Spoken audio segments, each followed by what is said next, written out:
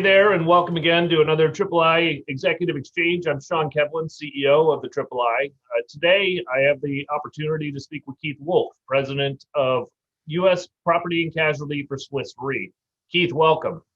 Hey, Sean, great to see you again. Thanks for having me. You and I have exchanged emails of late about floods and what's happening in floods, especially as it relates to climate risk. So what in your world, in Swiss Re's world, is new about flooding in the U.S.?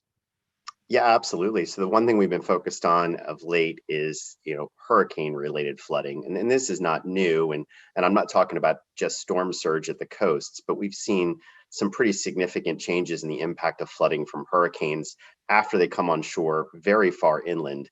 And those kinds of damages have not really been reflected in the history of what's going on with hurricanes coming on shore.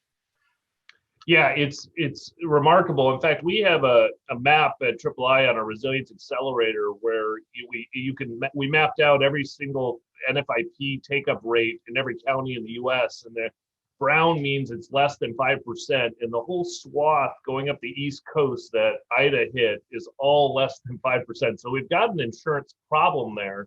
But from your perspective too, how are you beginning to look at modeling? Is that changing here as it relates to flood in the U.S.? Absolutely.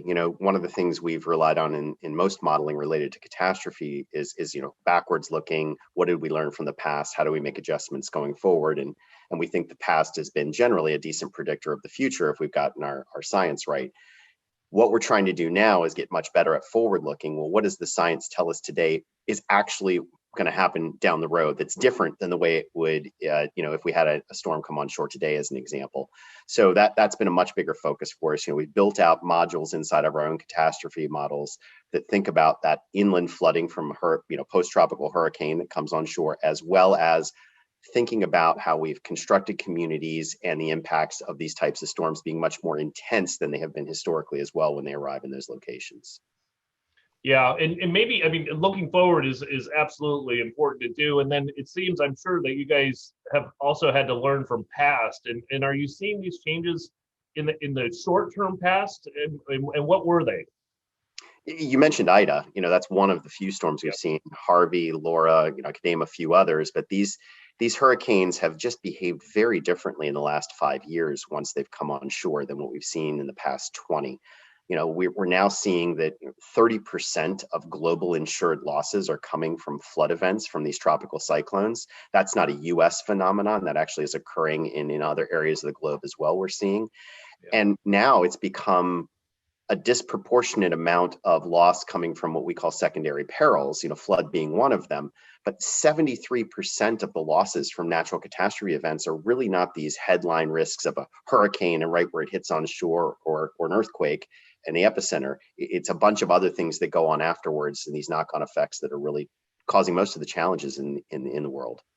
Oh yeah, absolutely. I was actually doing a Weather Channel interview, and the anchors were in Westchester County after Ida and Somerset County in New Jersey. And I had to tell them, I said, where you're standing on all the devastation, that secondary peril, again, the take-up rate is less than 4% in both of those areas. And that's the next question I have for you is about, in the U.S. and actually around the world, there's often a government-backed type of flood solution because years ago, as we know, we couldn't model it as well. But what are you seeing now in terms of trends about private insurance entering into the market?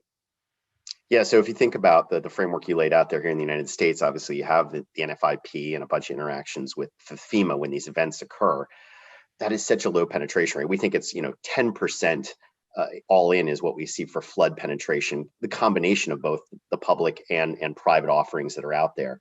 So the private offerings have become much more available in the last 10 years. We have some pretty significant work that's gone on our side to help with these types of deployments. Most of that penetration has been in the homeowners space. So we're able to endorse back in not just flood, but any kind of water coverage into these policies, because as an insurance industry, we understand this risk much better now, and it is truly insurable, whereas 20 years ago, it was not very insurable or uninsurable in some cases.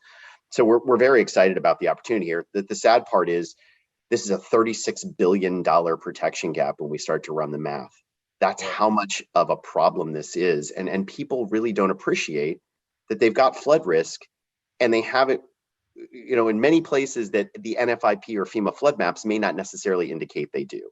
And that's where we're trying to do it education, to get the public to understand there's a great opportunity here for you to spend a little bit of money and really protect yourself and your property. Yeah, and hopefully our dialogue here will help. I mean, we will put this up on Triple I's site and make sure consumers understand, because you're absolutely right. Flood is the #1 catastrophe risk, right? In terms of natural catastrophes. So we've got to make sure people get to insurance on this in the very least. So now's the point where you get to ask me a question, Keith. Absolutely. So I saw on your Triple I Daily that U.S. Treasury is taking a close look at the availability of insurance in disaster-prone areas, and is asking the state commissioners what kind of data they have today. That's what they're planning on. Is this the wake-up call we really need? Well, I think we are seeing more federal attention to issues like climate, issues like ESG. In fact, the Biden administration, as I understand it, has a climate person in every single department and office within his administration. Arguably, that creates a horse race of people trying to do something about it, because, and you're seeing actually it come through with the Treasury Department and even with the SEC. Is it a wake-up call? I think also what we're also trying to do is help people understand just how much insurance has been preparing for climate risk. We're an industry that since the 80s has seen, at least in the US, our loss costs related to natural catastrophes increase more than 700%. So we've been dealing with this. We've been planning for it. That's why our policyholder surplus right now in the US is getting closer to $1 trillion, because we know there's risk out there. So what we're a little concerned about is making sure that these federal offices understand that we've got things like the own risk solvency assessment process through the NAIC, where we're looking at very closely at insurer solvency and requirements. I think what we try and do with the Triple I is educate these institutions about how insurance works, because it is different than other financial services. But we are encouraged that they're looking at us and speaking with us about climate risk, because we've got a lot of opportunity to lead in this area and to help them better understand how they can build resilience in the administration. Let's not as much look for new regulatory layering. Let's look at the industry as an opportunity for learning, so that we can help communities and customers become more resilient. You mentioned the protection gap that we have. We need people to get to insurance more. And the solution, quite honestly, is not just the National Flood Insurance Program, because that's why we have such low flood insurance take-up rates, to be honest, too. So I think we've got an opportunity that they're looking at us and want to talk with us, but we want to make sure that we're getting the right results, too. So hopefully that answers your question. And what I'll ask you is whether or not you have any final thoughts for us. Well, you mentioned one word in there that gives me a lot of drive as well, and it's resilience. We think about how what we do can create more resilient communities across the globe, and this flood effort is exactly in that same vein. We don't want to see shattered coastal communities or underwater inland towns, which is unfortunately what we've seen with some of these events, and then absolutely not the right set of resources to rebuild. We see people get $10,000 from FEMA. That'll get them through the next few weeks, but they need real recovery. And that's what the insurance industry can truly provide. And I think people just don't really realize that as well. This is an insurable risk. Absolutely. Yeah. And we can't rely on FEMA and the federal government to be the solution to this problem. They can solve a piece of this, but they can't be the entire solution. Absolutely. And it is. I mean, you and I both own property in and around the Maryland Eastern Shore area, where we've seen literally islands disappear in the Chesapeake Bay. So we're seeing the climate risk increase, and we need people to understand that the change is happening and they need to get the right kind of insurance. Keith, always a pleasure to speak with you. Thanks so much for your insight. Really look forward to seeing you again soon.